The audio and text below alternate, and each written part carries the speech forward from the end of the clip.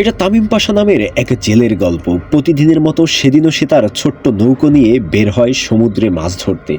কিন্তু সেদিন হঠাৎ করেই সব কিছু বদলে যায়। চারদিকে কুয়াশায় ঢেকে যায়, দূরে কিছুই দেখা যাচ্ছিল না। তামিম পাশা পথ হারিয়ে ফেলে। এদিক ওদিক ঘুরতে সে একটি পরিত্যক্ত নিঃসর্গ নৌকা দেখতে পায়।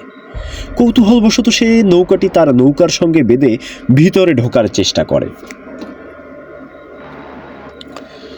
ভিতরে ঢুকেই সে হতবাক হয়ে যায়। পুরো নৌকোটি ফাঁকা, কোনো মানুষ নেই, কোনো শব্দ নেই, শুধু রহস্যময় নীরবতা। সবকিছু স্বাভাবিকই লাগছিল, খাবার তাজা, কাপড় গুছানো, মানুষের উপস্থিতি স্পষ্ট, তবুও কেউ নেই। তামিম পাশা ইঞ্জিন চালু করার চেষ্টা করে, কিন্তু ইঞ্জিন কাজ করে না। বিশাল সমুদ্রের মাঝে একা পড়ে সে ভীষণ আতঙ্কিত হয়ে পড়ে। সে দূরবীন দিয়ে চারপাশে তাকায়, হয়তো কেউ কাছাকাছি আছে, কিন্তু ঘন কুয়াশা সব কিছু ঢেকে রেখেছিল।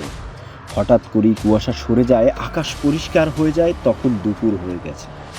ফিরে যাওয়ার আর কোনো উপায় না দেখে তামিম পাশা সেই রহস্যময় নৌকাতেই ফিরে আসে। মানচিত্র দেখে পথ খোঁজার চেষ্টা করে। সমস্যা ছিল নৌকার ইঞ্জিন খারাপ। বাঁচতে হলে যে কোনো মূল্যে ইঞ্জিন ঠিক করতেই হবে। অনেক খোঁজাখুঁজির পর সে একটা টুল বক্স পায় এবং কষ্ট করে ইঞ্জিন ঠিক করে ফেলে। নৌকা চলতে শুরু করলে দিক নির্দেশনা কিছুটা বোঝা যায়, কিন্তু বিপদ তখনও কাটেনি। তামিম পাশা আবার রেডিওতে যোগাযোগের চেষ্টা করে, কিন্তু কোনো উত্তর আসে না। সব কিছুর রহস্যই ঢাকা। হঠাৎ তার টয়লেটে যাওয়ার প্রয়োজন পড়ে। বাইরে বেরোতেই বাতাস আর পানির চাপ এত বেশি ছিল যে ফিরে আসা কঠিন হয়ে যায়। তবুও সে হাল ছাড়ে না। দড়ির সাহায্যে নিজেকে টেনে আবার নৌকায় উঠে আসে।